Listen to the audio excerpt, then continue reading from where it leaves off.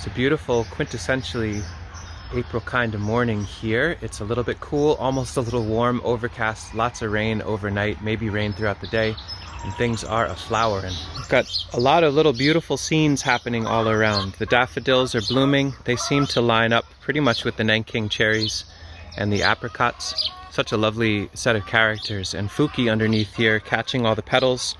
Their flowers just wrapped up. They're some of the earliest flowers in the season, and this will be a carpet of beautiful, huge green leaves in no time. But let me get back on track. Chicken yard stuff. This is what I want to work on today a little bit, is to start figuring out incorporating more of that verdant green beautifulness in the compost area. So folks that watch this channel know that the majority of this space is meant to be an active compost turning operation. We're constantly bringing in wood chips and sawdust and food scraps in the spirit of trying to generate lots and lots of habitat for red wigglers and sprouting. That's the main diet of our hens, is sprouts and worms, and some compost when it first comes in. But I'd love to be able to get them solid amounts of greens. As we renovate garden beds in the early spring, we're pulling old plants. I'm digging up dandelions and old mustards and garlic mustards, things like that. We throw them in the space where we're not actively harvesting compost. And you can see where the plants, if they are in contact with the soil a little, they'll try to reroot and grow again. All of this is feeding the hens, but for the most part, these plants are going to pass away in here. And for the most part, that's okay. But then I look at a band like this where we've harvested a lot of compost. If we go much deeper, it's going to start getting extremely sodden and wet in here. I'd love to have this translate into green pasture, and I think there might be a way we can do that. With the impact of the hens, it would not be possible to simply sow seed and hope that it would work, but we've got some ingredients that can facilitate this. Anytime I get into a project like this, my mind goes immediately to what are the parts and bits that we have laying around. It's not how am I going to order stuff online or go to a box store. That's fine if I need to, and it's fine if folks need to as well, but what's laying around that might be useful? I think we have some parts that will do this. I've got this huge cache of old bricks that were from a kiln I bought way back when, a propane-fired kiln. So someday we'll build a rocket stove, I think, but some of these bricks with the holes in them we might be able to use. Likewise, someone was getting rid of this whole pile of cinder blocks, so I scooped them up. I wasn't quite sure what I'd use them for. I thought maybe to actually make a functional set of stairs to the front of the house, but we don't really need that. Let's do something in the chicken yard with these instead. There are these things that I found, I think for $1 or $2 at a reuse store, that I'd like to see if we can use these to help with this project. We have leftover half and minor spools of 2 by 4 inch welded wire, 4-foot tall stock. I think this will be our main ingredient. Now, instead of just talking about all these little bits, let me actually start putting some stuff together so I can explain. First, a stick for George, my friend George. He never gets tired of a stick for George. I've tried to see if there's an upper limit to how much he'll do this. There isn't one. The elements that will drive this whole project are the actual plants themselves. So here I've dug out some bloody dock. It's a wonderful plant, but it's pretty expansive and we don't need unlimited amounts of it. So that will be an ingredient I think the hens would really like. And as we work through these beds, this is beautiful and green and lovely, but I'd like to have it be a little bit more curated and actively growing things we eat on a day-to-day. So as I dig these plants out, I'm going to leave the soil attached. We'll accumulate them, and I think we can plant them into the chicken yard with a lofted fencing structure over them. We'll consider these our transplants. We've got bloody dock and beets and yellow dock and dandelions, all extremely nourishing, high desire food crops for the hens if they can be growing. So let's see if we can plug them in and actually protect them from the hens. A couple of thinner cinder blocks, a shelf from an old Dollar General or something like that was getting thrown away, some weeds we wanted to dig out anyway, and a spot right here where we've got our actual composting system. We want to keep it held. We don't want it to dip into this side, and so we can create a little boundary space right there and maybe grow some greens for our hens. Let's see.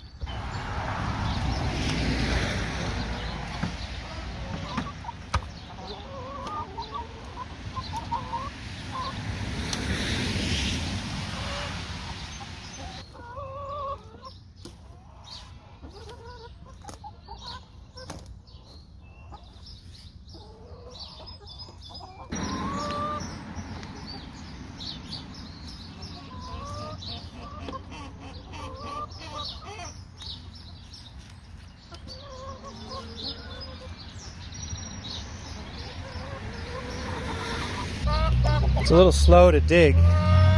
Well, not that slow, but slower than I'd like for what this project is. But I'm realizing the ground is so soppy. I can probably lay things like this dock and dandelion right on the mud and just step them in. And once the protection is over them, that should be good enough, especially if there's some compost being kicked onto them.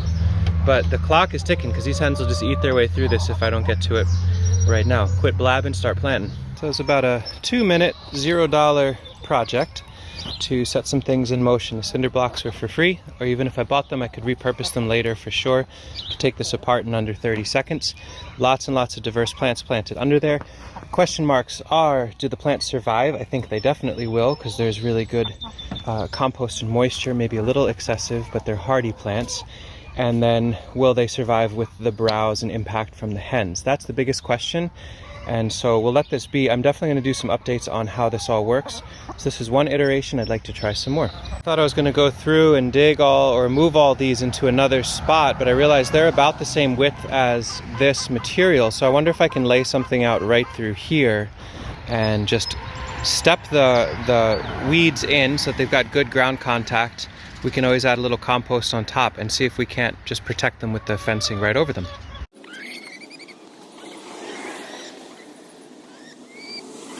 I realized we have a cache of these compost dividers that we made out of black locust a ways back. These are 2 foot and 4 foot, and they're not actively being used right now, so I think I'm going to actively use them as the supports for the fencing material. About 5 or 10 minutes for this one using these dividers. These could be logs from the woods, they could be branches trimmed from trees, they could be old rotten firewood, they could be stones, they could be cinder blocks, they could be a million. And this mesh material over top could be old chicken wire. You get the idea. It could be a lot of different things. We'll see how this works. Visually, it's not the most beautiful thing, but there's a lot of stuff that on the surface is not super beautiful in here, but the concept and how it actually functions feels beautiful. So we'll just see what is the difference in over the next few days or week or so, how the greens in here work out. The weeds that were thrown in the outside, I'm sure will get kicked apart. Maybe I'm not 100% sure, but we'll see. And we'll document that as we go. The last section of fence, I think what I'd like to do is simply lay it on the ground and pin it in direct ground contact and just see what that does as far as effect on weed seeds and seeds in the compost germinating. That's the lowest effort path, is to simply lay out some sort of metal interference from direct kicking and pin it down so it can't move and see what comes of that over time. So we've got this simple one over here, this simple one, and another simple one I'll finish in a moment. By far the sloppiest execution of the concept, but important to see what the outer bounds are. So this is really beat up old fence. A lot of the weld points are broken, and so I just fold it over the sides, cut and fold it over, so it's basically, a little bit lofted. The chickens definitely can walk on this and squish it down. What will happen under here? If this works as well as these other things, then that's the way I really want to do it. 3 separate iterations of a proof of concept of blocking hens temporarily from a space so that greens can show up, or that greens that are in here, weeds that are rooted, can do their thing. We might throw some sprouted seed in here and see what that does. Will this one work well? Will this last one, the distillation of the concept to the absolute least ingredients, will that work okay? We just went through and pollarded all of the poplar and willow on the north side of our chicken run to allow for lower, more dense privacy growth to happen. I was leaning towards the idea of going through and cleaning this all up, but I realized, actually, this is another experiment as well. Let's throw some sprouted seed or some diversity of seed. We've got leftover kale seed and the like.